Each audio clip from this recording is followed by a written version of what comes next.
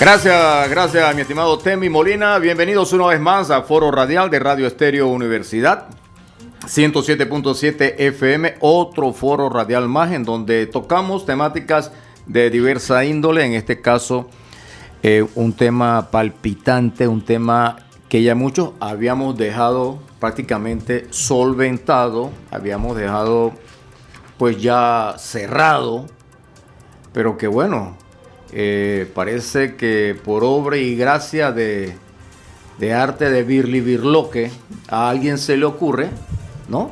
Echarle agüita y volver a tirarlo y volver a seguir zanjando la herida. En el día de hoy vamos a realizar el foro No Somos Cinco Gatos, que le gustó a todo el oyente, a toda la gente de nuestras redes. Decían, oye, pero ingenioso eso, sí, porque el nombre se lo dio fue el presidente de la República, sí. José Raúl Mulino, no fui yo. El nombre se lo dio el presidente dice, 5 gatos. Bueno, en el 2023 yo no vi 5 gatos, yo vi 500,000 gatos mínimo. Incluso hubo hasta muertes, porque recuerden que ese tipo de protesta que hubo trajo pues desgracias para el país. 5 muertes. Y un compañero que perdió el ojo. Buenos días, los estimados oyentes.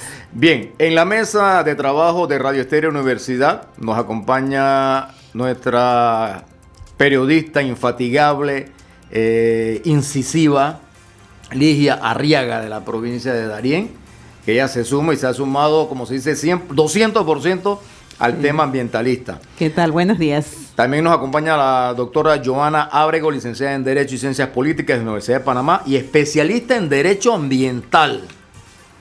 Y por la Universidad American University, gerente legal de CIAN, miembro del movimiento Panamá Vale Más Sin Minería, un movimiento que tuvo mucho auge. Sí, y tiene auge, sí. Pero cobró bastante auge cuando estuvimos en la protesta de los 5 gatos. Yo no sé si somos los 5 que estamos aquí o qué. Y nos acompaña también por acá don Gilberto García, luchador social, licenciado en Administración Pública, magíster en Administración de Recursos Humanos, jubilado de la Autoridad del Canal de Panamá, pero más que todo patriota. Sí, señor. Patriota, se nos acerca un poquito acá para poder... Sí, señor. Bien. Muy patriota. Hago una pequeña entrada. Todos pensábamos que ya el tema minero se había superado el 28 de noviembre de 2023, cuando fue como una victoria de Panamá en fútbol, ¿no? Una cosa de esa que todo el mundo aplaudió bien. Pero resulta que vino la política y vinieron otra serie de acontecimientos, vino la promesa del Chenchen, que... Bueno, no sabemos cuál es la ruta del Chenchen, porque sí sabemos la ruta de la seda, ¿no? La de los chinos, pero la ruta del Chenchen no sabemos cuál es la que va a venir a Panamá y nos va a regar a todos de Chenchen y Ligia se va a ahogar en Chenchen.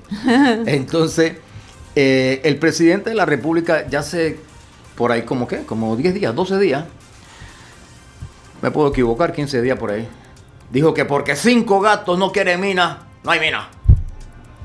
O sea, despectivo. Y no solamente yo, creo que mucha gente en Panamá no le agradó ese epíteto de 5 gatos. Pero repito, el nombre del foro se lo puso fue el presidente. Nosotros no, fue el presidente. Bien, en primera instancia vamos a abordar 2 temáticas en esta hora de conversación que me va a ayudar la compañera Ligia Arriaga. Vamos a iniciar con la licenciada Joana, y también vamos a estar muy pendientes de nuestro Instagram. Licenciada Joana, hombre, como quiera que parecía que el tema estaba superado, pero como este es un país político, mucha gente dice que detrás hay mucho tema político, muchas promesas, mucho interés creado. Para que nos explique, el presidente dice que, bueno, ese contrato tal vez no, pero se puede seguir o se puede explorar. Incluso le dijo a la minera, suspéndame los arbitrajes y podemos conversar. Eso es correcto, eso es legal y eso es moral. Claro, no, muchísimas gracias primero por la invitación y tanto que hablar e hilar en este tema, ¿no? Comencemos quizás por el principio. Como usted lo ha dicho, el hito más importante para este país en este tema es, sin duda, el fallo de la Corte Suprema de Justicia de 2023, y eso parece olvidarlo el señor presidente en sus declaraciones y queremos regresar a eso. El fallo de la Corte Suprema de Justicia sin duda declaró inconstitucional el contrato de concesión de Minera Panamá, la ley 406, pero en explicarnos el razonamiento por el cual ese contrato era inconstitucional, la Corte establece una serie de estándares de protección de derechos extremadamente alta, diríamos nosotros imposible de subsanar por parte del órgano ejecutivo en una idea de reapertura de este proyecto minero. ¿Por qué? Porque la Corte Suprema rescata la violación que se hace al derecho a un ambiente sano por razón de los impactos de esta actividad. Rescata los derechos de las comunidades vulnerables que son directamente afectadas, se encuentran en una posición de desventaja para el ejercicio de esos derechos. Rescata el impacto que tiene esta actividad en los derechos de la niñez y de las futuras generaciones de gozar de ese mismo ambiente sano del que hemos gozado en las generaciones presentes. Y además de hablar profusamente de derechos humanos, la Corte va también al tema de los derechos inherentes de la propia naturaleza. Porque resulta que desde el 2022 Panamá tiene una ley, la ley 287, que reconoce a la naturaleza como un sujeto de derecho. Es decir, que la naturaleza misma, no nosotros los individuos en su representación, sino directamente la naturaleza tiene derechos, tiene que ser protegida. No es viable o no es dable a los seres humanos exterminar especies, extinguir especies, seguir depredando y acabando con los ciclos naturales que permiten estos ecosistemas. Sabemos que estos ecosistemas son extremadamente importantes para la vida humana, pero tenemos que empezar a ver, dice esta ley, el valor intrínseco de esa naturaleza. Todo esto lo explica en detalle la Corte Suprema de Justicia cuando dice este contrato es inconstitucional. Por tanto, con esos análisis, aplicando esos mismos análisis a cualquier escenario o esquema jurídico para reactivar esta mina, uno tiene que concluir que cualquiera de esos esquemas violentaría esos mismos derechos que ha establecido la Corte en ese fallo de más de 210 páginas. Así que el mensaje para nosotros es claro que no puede mencionarse el tema mina sin mencionar el fallo de la Corte Suprema de Justicia. El mensaje de la Corte Suprema de Justicia ha sido clarísimo en las 3 veces que se ha pronunciado. Doctora, pero esto lo debe saber el presidente José Raúl Mulino. Lo debe saber porque digamos que, bueno, lo pueda que lo desconozca. Sí. Aunque es una materia, es una verdad el tamaño del sol. Pero entonces, ¿a razón de qué y a raíz de qué? Ley no es una excusa para su incumplimiento. Así que es claro que el señor presidente debe considerar este fallo, que sus asesores deben hacerle saber las limitaciones que impone este fallo, porque el lenguaje de la Corte Suprema de Justicia es claro en condenar en la ocasión anterior que su fallo fue desoído por el órgano ejecutivo del momento y el órgano legislativo de ese momento. Condena severamente cómo se hace todo un esquema para negociar un contrato nuevamente con los mismos vicios que tenía el del 1997 declarado inconstitucional en 2017. Dijimos que tenía que ser por una licitación y nuevamente otra. Y además se cometen otras infracciones. ¿Usted cómo tomó ese día las declaraciones del presidente? ¿Le hicieron meme, video, le hicieron caricatura? ¿Cómo usted tomó eso de que, porque 5 gatos, el país paralizado 2 meses, y él decía que 5 gatos? Ciertamente consternados por esas declaraciones. No somos nosotros los creativos que hacen esos memes y esas cosas. Le dejamos esa creatividad a otras personas. Realmente lo analizamos inmediatamente desde el punto más como jurídico y técnico. Y ahí es donde queremos llevar a esto. No es una cuestión de intereses políticos o intereses económicos, es una cuestión de cumplimiento de la ley y está en juego, es bien importante rescatarlo, el Estado de Derecho, ese balance que debe haber entre los poderes del Estado, ese contrapeso que sirve el órgano judicial para los actos o abusos del órgano ejecutivo y del órgano legislativo. Entonces es muy grave pretender volver a tomar una decisión sobre el futuro de este proyecto minero cometiendo exactamente el mismo error de desoír lo que un tribunal de justicia, el máximo tribunal de justicia de nuestro país, ha dicho en torno a los derechos que están violentados aquí. Y eso solo hablando del fallo, porque además del fallo, como ustedes saben perfectamente, tenemos otro como obstáculo legal para la regularización de este proyecto, y es la ley de moratoria minera, la ley 407, que también fue una victoria del pueblo panameño, igual de importante en ese momento, que desvanece, básicamente declara a un Panamá libre de minería metálica. Bueno, quiero hacerle también una pregunta aquí a la doctora Joana Ábrego. Hay personas que tienen programas contratados que en vez de hacer una comunicación, digamos, fidedigna, están confundiendo al país, a la población. Dicen que ya el hueco está hecho, que hay que hacer otro contrato y que se puede hacer minería sostenible. Entonces, esta pregunta yo se la dirijo aquí a la doctora Ábrego. ¿Se puede hacer otro contrato si ya hay un veredicto final de la Corte Suprema de Justicia? Claro, no, muchas gracias por esa pregunta. Varias cosas que decir ahí. Primero, esta noción de que de alguna manera el impacto ambiental y social de este proyecto ya se hizo y está acabado, finito, y no va a crecer, y simplemente de alguna manera podemos extraer el material que ese impacto ambiental ya puso disponible para nosotros y no va a pasar nada, es totalmente falso, una total falsedad. Este proyecto, su operación cada día continúa aumentando y agravando los impactos ambientales y sociales que se viven en el territorio, que no vivimos directamente acá en la ciudad, pero que viven y sufren las comunidades aledañas. Estamos hablando de una mega instalación que incluye una instalación de manejo de relave, una tina donde se pone el desecho de 2.000 hectáreas, un bosque maduro, virgen, que fue asesinado siendo inundado, y donde se vierten desechos tóxicos, están allí y están bajo unos graves riesgos ambientales. Y esto no lo decimos ni siquiera los grupos ambientalistas panameños. Hemos consultado con asesores expertos internacionales que estuvieron aquí, de hecho, el año pasado para revisar este tema con nosotros y continúan asesorándonos. Son expertos, un geoquímico y un geotécnico que han tenido profusa experiencia en la revisión de proyectos mineros. Uno de ellos, de hecho, trabajó para el sector minero muchos años y nos dice, aquí hay graves riesgos. Uno, por el tema del drenaje ácido, una mina en pleno de una selva en donde llueve 5 metros, más de 5 metros al año. En Panamá, 2, allá 5. Es excesivamente complicado el manejo de esos residuos en un escenario donde llueve tanto. Tenemos esa tina, esa instalación de manejo de relave que no tiene un recubrimiento en su fondo, es decir, no hay ninguna separación entre el suelo y los desechos. Por tanto, se van a filtrar sí o sí estos contaminantes hacia las aguas subterráneas y hacia las diferentes capas de la tierra, desalojando y moviendo esos contaminantes hacia el norte, hacia la costa. Y vamos a ver una extensa área. Dicen los expertos, por más de 100 años vamos a estar viendo cómo los contaminantes se mueven en esa zona, creando una vasta devastación. Y otro tema es la estabilidad física de esa instalación.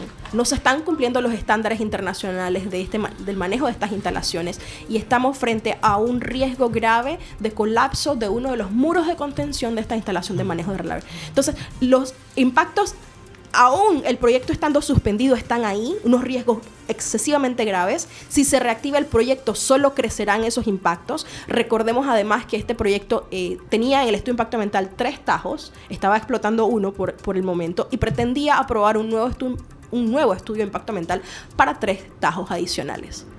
Bien, estamos en este foro radial. La abogada Joana Ábrego pues, ha dado luces en temas jurídico, pero contamos también con la participación del amigo Gilberto García. Él es licenciado en Administración Pública, tiene una maestría en Administración de Recursos Humanos y es un luchador social y también pertenece al movimiento Panamá Vale Más y Mina. Sí, en Donoso, a la organización Despierta Donoso. Despierta Donoso. Y bien, al Frente Amplio Colonense. Conocido como el Cholo, para que lo identifiquen. Sí. Usted me dijo, búscalo como Cholo. Digo, sí. Me parece que con respeto, ¿no? Pero no. Cholo y está bien. No se arrepiente. Don Gilberto. La parte legal, sí, excelente y todo. Pero, hombre, queda un daño. Porque la mina puede decir, ¿sabe que me voy? Pero ya quedó el daño allí. Y ahí hay pobladores, como decía la licenciada. Ahí vive gente. Ahí hay una generación. Y ya se ha detectado que hay gente enferma, Lía. Sí. Hay gente enferma producto de todo esto relave, como dice la abogada. Entonces, para que nos explique un poco el pensamiento del movimiento Y más que todo, ¿qué es lo que está ocurriendo en Donoso? Ok. Después del fallo, quiero recordar o traer a la memoria las acciones que realizaron los hombres y mujeres de la misma costa caribeña, que impidieron que la mina se abasteciera de carbón, porque la mina tiene una planta que genera electricidad a base de carbón, que es lo más contaminante que existe. Es más, este tipo de planta ya la eliminaron en casi toda parte del mundo. Sin embargo, el ministro Milcea Concepción, que era el ministro anterior a aceptó que esa planta funcionara acá y traían carbón de Colombia. Los guerreros del mar, los muchachos, hombres y mujeres de la costa, decidieron arriesgar su vida para evitar que se proveyera de carbón a la mina y de esa manera apagar la planta. Y eso se logró. Sí. Con bastante éxito, pero también con bastante sacrificio por parte de los hombres y mujeres de la costa. Y riesgo de la vida de ellos. Y riesgo de la vida de ellos. A pesar de que las autoridades panameñas en el momento le tiraron la caballería, o sea, le tiraron a las Fuerzas Armadas a estos muchachos. Sin embargo, una vez que se da el fallo, nosotros empezamos a notar, y la planta se cierra, empezamos a notar que las aguas volvían a una temperatura normal. Y en 17 meses de cierre de la mina, ahora podemos decir que estamos empezando a ver algún tipo de vida en los ríos. Algunos pececitos, algunas cositas por ahí. Lo más elemental, que a todo había desaparecido. Las aguas de los ríos, y me da risa este señor ministro actual, Juan Carlos Navarro, me da risa. Él está faltando a la ética. Y le digo, ¿sabe por qué lo digo? Porque las aguas de los ríos del sector de Coclecito y de Donoso salían blancas. Era un agua como lechosa. Y la muerte en las aguas, en las quebradas, era evidente. No se veía ni cangrejito se veía. Aparte de que los moradores del sector, y lo digo con propiedad, anteriormente tomábamos esa agua. Nunca hemos tenido agua potable de Lidán allá. Nunca. Tomábamos agua de la quebrada, fresca, pura, sana, porque todas nuestras generaciones vivieron de eso. Claro. A raíz de la apertura de la mina, ya no podíamos tomar esa agua. Y tampoco se pueden bañar con esas aguas. Así es que a 17 meses de cierre hemos logrado ver que el agua está cambiando. No sé si, como decía mi amigo Waterman, un activista, dice, Cholo, si esto se suspende totalmente, tal vez en unos 20 o 30 años veamos un cambio significativo. Pero el solo hecho de que ya el agua no sea lechosa y que por ahora se vean algunos seres vivos en el agua, ya es síntoma de que el éxito de paralizar la mina era acertado. Bueno, en la mesa de discusión que se dio en el 2023 en la Asamblea Legislativa, se escuchó testimonios de un especialista en salud que manifestaba que el número de enfermos renales, especialmente en niños, se había duplicado y en algunos casos triplicado. ¿Esto se presenta también en el área suya, en Donoso, Cholo García? Sí, en el área, y podemos decir que en varias comunidades como Nuevo Sinaí, San Benito, Nueva Esperanza, en esas comunidades ya se han dado muertes por, al final dijeron los médicos o el Ministerio de Salud señaló que esas muertes eran por problemas gastrointestinales. Todas las muertes que se dieron. Pero lógicamente provocado por algo, ¿no? Ahí es donde ellos no han profundizado, ni el Ministerio de Salud. Y una de las quejas que yo siempre señalé, aparecía el ministro Boy, que representaba el Ministerio de Comercio e Industria, y aparecía Milcea de Concepción, que venía por parte del Ministerio de Ambiente. Pero ¿dónde estuvo? Nunca estuvo presente el ministro de Salud. Y ese es un tema de salud. También. En las comunidades afectadas. Era un tema de salud. Le voy a poner un ejemplo sencillo. Ahí había contaminación del aire por las constantes explosiones. Había contaminación auditiva, había contaminación del suelo, había contaminación del agua. Y nunca vimos a un funcionario del Ministerio de Salud en temas, en la región, viendo si efectivamente las comunidades afectadas tenían razón o no. Licenciada, lo que argumentaba Ligia, que sí, algunos expertos lo han dicho, y que bueno, ya el hueco está hecho, ya la fosa está hecha, continuemos. O sea, el culpable fue el que empezó la fosa, ¿no? Es como decir, bueno, ya está muerto, así que pégale otro tiro. ¿Qué podemos esperar de esta situación? No, para nada, no es tan sencillo. Como decía, el impacto ambiental no ha acabado.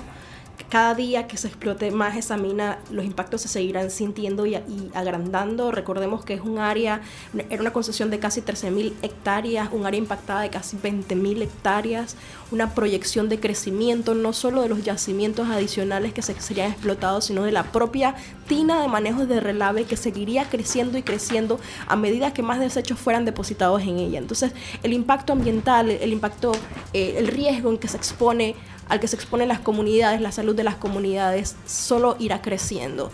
Así que además de un tema de cumplimiento de la ley, un claro tema de cumplimiento de la ley, de Estado de Derecho, de respeto del fallo de la Corte Suprema de Justicia, hay también un tema, sigue habiendo en el fondo un problema de la contaminación y del impacto ambiental, el daño ambiental que genera un proyecto minero en una zona que jamás debió permitir esta mina. Esta es un área ecológicamente muy sensible, hay un alto endemismo, es decir, hay muchas especies que están en esta zona que no se encuentran en otros sitios, y además también hay una gran cantidad, más de 200 especies con algún tipo de amenaza, en peligro de extinción, vulnerables, y esto fue levantado por los propios estudios del Ministerio de Ambiente al crear el área protegida de Donoso, que reconocía que toda esta zona es de una mega biodiversidad. Esa biodiversidad también ha sido impactada y seguiría siendo impactada en cualquier escenario de reapertura de este proyecto. La contaminación, dicen nuestros expertos, al revisar los datos proporcionados por la propia empresa. Recordemos que la empresa continúa con una obligación de reporte cada 6 meses al Ministerio de Ambiente. Esos reportes nosotros los solicitamos a través de la Ley de Transparencia, porque lamentablemente no están públicamente disponibles para todo el mundo. Los solicitamos a través de la Ley de Transparencia, los obtenemos y con nuestros expertos revisamos cada vez que se presentan estos reportes. Los últimos 2 reportes hablan de cosas muy preocupantes. Uno, el punto donde se monitorea la calidad de agua para ver si se está generando contaminación o no en el sitio, está a 10 kilómetros de la instalación de manejos de relave. Es decir, está muy lejos del sitio donde se origina la contaminación. O sea que ya va corriendo la contaminación. Por supuesto. Pero aún así, aunque está muy lejos, dicen los expertos, los valores que arrojan esos estudios que la propia minera está presentando al gobierno ya nos indican un problema. ¿Por qué? Porque los sulfatos están altos y el pH está bajo, es decir, hay acidez. Eso para nuestros expertos es un indicativo claro que ha iniciado un proceso que se denomina drenaje ácido de mina.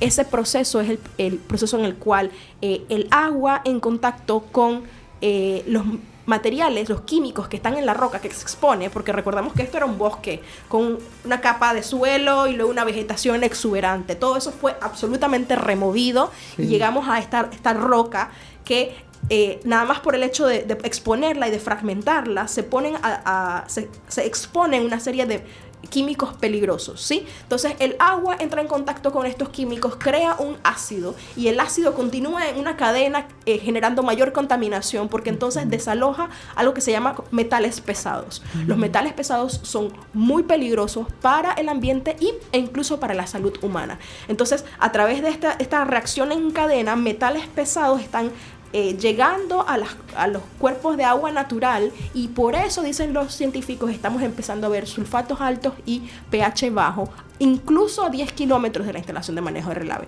Ellos dicen, esto es una alerta, debería hacerse un programa comprensivo de monitoreo en el sitio y no solo de calidad de agua, dicen, sino también de monitoreo biológico, porque dicen ellos, es difícil determinar una contaminación por una muestrita de agua que tomes en un solo río en un momento puntual, es muy difícil. Pero si uno estudia la composición de los microinvertebrados que están en un río, por ejemplo, y lo compara con ríos cercanos, pero que no estuvieran impactados por el proyecto, o por data que hoy tenemos de un estudio que hizo el Instituto Gorgas en su momento, antes del desarrollo de la mina, de esos mismos ríos, podemos detectar cómo la ausencia de los seres vivos más pequeños que se encuentran en el río es un claro indicativo de una contaminación persistente en la zona. Estas son las recomendaciones que ellos nos han dado en torno a el estado de la contaminación en el sitio y además está soportada por incluso informes del propio Ministerio de Ambiente en donde se habla de la escorrentía, o sea, cómo esta lluvia está lavando los minerales y se está yendo hacia las quebradas, creando un verdadero problema. Muy preocupante la situación ambiental y social. En ese punto también quería agregar, Joana y compañeros, hace poco salió una propaganda, porque Minera Panamá no ha parado, ellos continúan engañando y mintiendo. Hace poco salió una propaganda de una joven que dice las dimensiones del Tajo. Y me llamó la atención cuando dijo que de profundidad eran 180 metros de profundidad.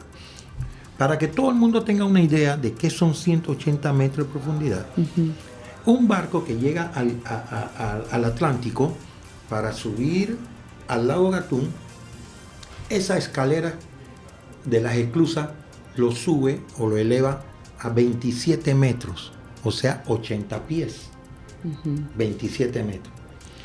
Para hacer un análisis comparativo entre que son 180 metros de profundidad, tendríamos que poner la esclusa, el lago Gatún, que tiene 27 metros, 5 veces para poder llegar a los 180 metros. ¿Usted se imagina el hoyo que tenemos ahí?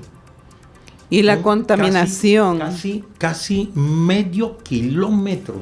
Claro, y la contaminación que se viene haciendo, como lo ha dicho la doctora Joana, la percolación de todos estos contaminantes hacia las aguas subterráneas. Tengo un listado que fue levantado por campesinos del lugar que tienen nombrados alrededor de 500 plantas endémicas que ya no se encuentran en el área.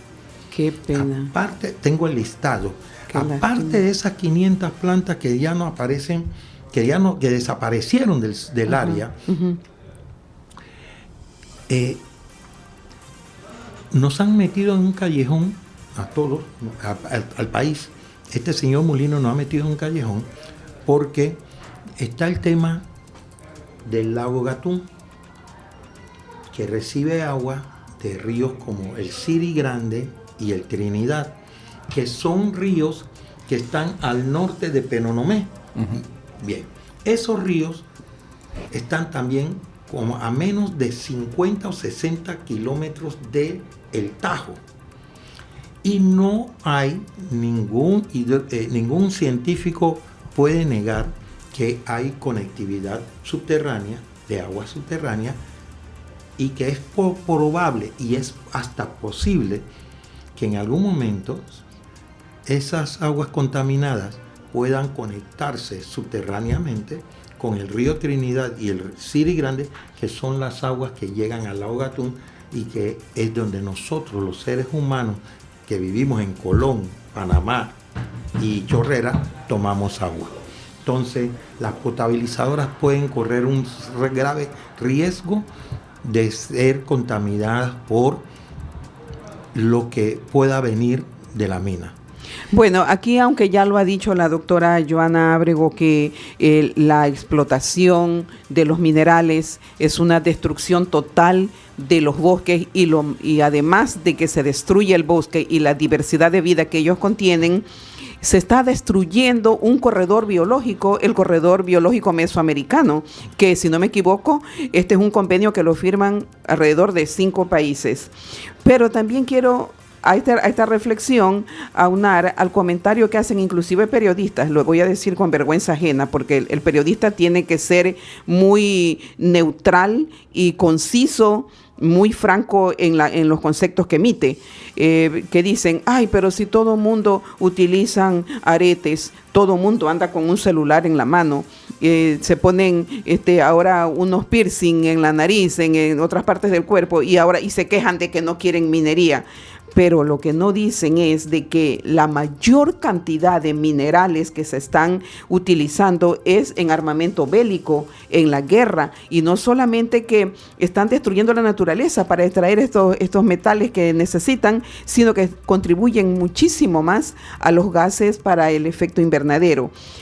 Y también dicen, y por eso quiero enfatizar que